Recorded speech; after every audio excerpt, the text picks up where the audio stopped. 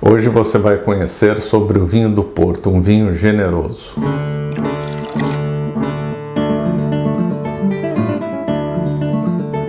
Bom, o vinho do Porto ele é feito ao longo do Vale do Douro, ao longo do Rio do Douro.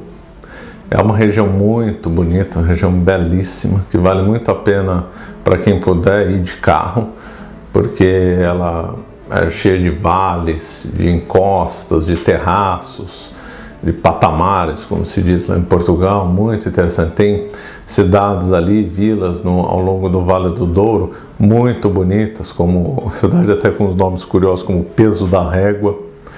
E tem uma cidade fascinante, chamada Lamego, onde tem uma das escadarias mais bonitas do mundo, que dá acesso a Nossa Senhora dos Remédios. Também ali, perto ali do Douro, também a famosa Casa de Mateus, que era colocada no rótulo de um vinho rosé chamado o Mateus Rosé. Então, uma região assim muito interessante para ser vista, para passear. Também tem uma outra cidade muito bonita chamada Amarante, é a terra de São Gonçalo do Amarante, que aliás fazem doces magníficos, né? Então, os vinhedos se encontram nesse vale do Rio do Douro, cujo acesso antigamente era muito difícil. Era feito para descer esses vinhos em direção à Vila Nova de Gaia, era feito por barco só. Depois foi feita uma estrada, uma linha férrea, e depois chegaram as rodovias. Então, o acesso antes da linha férrea e das rodovias era difícil, porque era uma região muito montanhosa, com muitos vales, né? Até hoje dá para ver lá os barcos, né, que descem as barricas. Mas isso acho que é só mais hoje uma coisa mais turística, mais histórica, porque boa parte já desce por ferrovias ou mesmo por rodovias, que dá mais agilidade, né?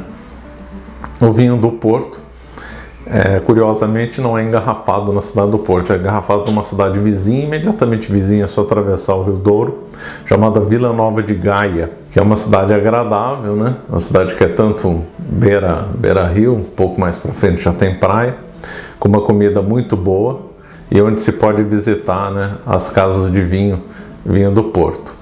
A cidade mesmo do Porto, que dá o nome ao vinho, porque é a cidade mais importante da região, sempre foi um polo comercial muito importante em Portugal. Ela também é uma cidade muito bonita, com igrejas muito bonitas, como a Igreja de São Francisco de Assis, a Torre dos Clérigos, a estação de trem São Bento, tem um mercado também muito bonito, uma cidade onde se come muito bem bolinho de bacalhau, claro, mas também um prato magnífico que tem na cidade do Porto chamado a francesinha.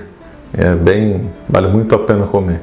Além, claro, da dobradinha, né? Lá no Porto tem os tripeiros, que são especialistas em fazer as tripas, né? Fazer pratos com base na tripa. Então, é uma região do ponto de vista turístico, de passeio, muito bonita. Quanto ao vinho, as uvas utilizadas no vinho do Porto são várias. Normalmente as mais comuns são a tinta roriz, a tinta barroca e a touriga francesa, touriga nacional. Há vários tipos de vinho do Porto. Os mais comuns são os rubis, né? Que são aqueles que se encontram nos supermercados com mais facilidade, são envelhecidos durante alguns anos só, eles têm um sabor mais frutado. Depois nós temos o Tawny, que é envelhecido alguns anos a mais, aí já consegue perceber algum sabor de especiarias, mas a coisa do Porto começa a ficar mais interessante com os portos mais, vamos dizer assim, mais especiais, como o LBV, que é um vinho de safra, um vinho que tem a data marcada nele. Nós temos aí, dentre esses especiais, dividir a grosso modo em dois grupos, os que têm a safra e os que têm o ano. Então, os que têm a safra tem lá um ano, 1995. E os que têm um tempo, como por exemplo os Tawnies envelhecidos, como 10, 20, 30, 40 anos. Esses são os mais interessantes. Então, um LBV de 1998 significa que todo o vinho foi feito dentro de uvas de 1998. Um Tawny de 20 anos significa que a média das uvas tem 20 anos, quer dizer, pode ter um pouco mais, e algumas podem ter um pouco mais, outros um pouco menos, então dá a média de de 20 anos, 30 anos, 40 anos. Esses são os melhores portos para serem tomados. E as características mudam muito. Quando o porto é mais jovem, ele tem mais gosto de fruta vermelha. Depois, quando um tal já mais envelhecido de 10 anos, já pega umas frutas mais maduras. E outros mais velhos aí podem ter notas de especiaria, nota de baunilha, por causa do envelhecimento em barril de madeira, etc. E o que é interessante, que é bonito que se diz lá, é que o vintage, que é o melhor porto que tem, que é de determinadas safras, e é um critério rigoroso, quer dizer, a safra tem que ser declarada para ser produzido um vintage, quer dizer, um produtor não pode falar, agora é 2001, é um vintage, não, essa safra tem que ser declarada. Esses vinhos vintage se diz em Portugal que eles são vinhos de Deus, vinhos de obra de Deus. Por quê? Porque eles dependem de situações climáticas excepcionais, o vinho vai ficar bom por causa do clima, e não por causa do trabalho do enólogo. Então é bem interessante isso. Enquanto um Tawny de 30, 40 anos é uma obra do enólogo, o vintage é uma obra de Deus. Isso é bem bonito lá em Portugal, essa referência, essa simbologia, né? O vinho do Porto é chamado vinho generoso. Ele tem uma boa carga alcoólica e também simbolicamente, porque ele é um vinho que agrada vários paladares, desde pessoas que estão iniciando na gastronomia, na enofilia, assim como os experts também apreciam o vinho. Então ele abarca uma série de pessoas, né, que podem aproveitar esse vinho, que é um vinho esplêndido, né? Principalmente essas categorias que eu falei, principalmente os mais envelhecidos e os vintages, né? Todos esses vinhos que eu falei, eles são tintos, né? Há também o Porto Branco, que é produzido numa quantidade muito menor. O Porto Branco pode ser doce. O vinho do Porto é doce porque durante o processo de fermentação é acrescentado aguardente. Isso causa mais ou menos dois efeitos no vinho. Vai interromper o processo de fermentação, vai dar mais teor alcoólico e mais doçura para o vinho. Por isso que ele tem aquela doçura característica, uma doçura equilibrada, que não é sentimental. E engraçado, ele apesar de ser doce, equilibrado, ele é muito diferente do Sauternes. Eles vão para caminhos diferentes e até mesmo simbologias diferentes, né? E o vinho do Porto Branco, ele pode ser doce e pode ser até os mais secos também. Ele pode ser um vinho mais jovem, como pode ser envelhecido. E aí tem uma coisa belíssima no mundo do vinho do Porto, que é o encontro de cores entre o vinho branco envelhecido e o vinho tinto envelhecido. Quando chega lá por volta de 30 anos, pouco mais, pouco menos, a cor do vinho branco envelhecido e a cor do vinho tinto envelhecido chegam na mesma tonalidade. Você não sabe qual é um, qual é outro. É muito bonito isso daí, ver o encontro de cores, né? E com o que combina o vinho do Porto? Bom, aí depende muito se ele já é mais envelhecido, se ele é mais jovem.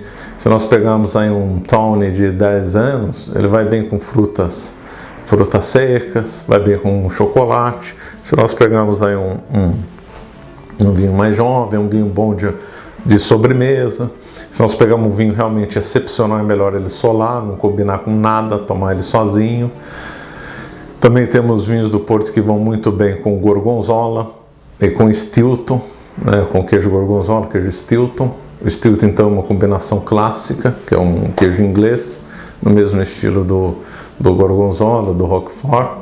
Também o vinho do Porto vai muito bem com esse tipo de queijo. E também tem um outro queijo português de uma outra região, também muito bonito, da região da Serra da Estrela. É feito um queijo fantástico, queijo da Serra, que é um queijo de tampa, né? Se corta a tampa e ele é todo pastoso, cremoso. Também vai muito bem com determinados vinhos do Porto. Então a gama de vinhos do Porto, ele pode ser tomado sozinho, sempre como digestivo e não como aperitivo. Não se deve usar o vinho do Porto como entrada, justamente porque ele é doce. Ele deve ser feito só como vinho de sobremesa, solando, como digestivo, nessa linha que eu falei.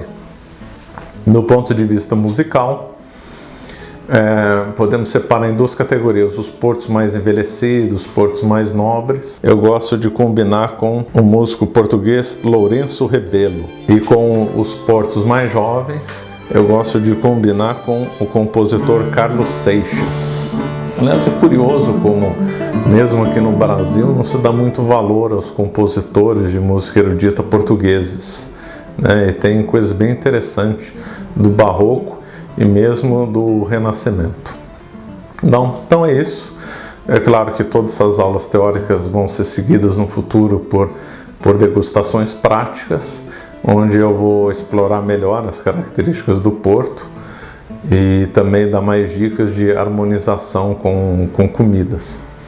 Então hoje eu fico por aqui. Se você gostou do nosso canal, da nossa exposição, por favor, se inscreva no nosso canal, ative as notificações e nos siga nas redes sociais.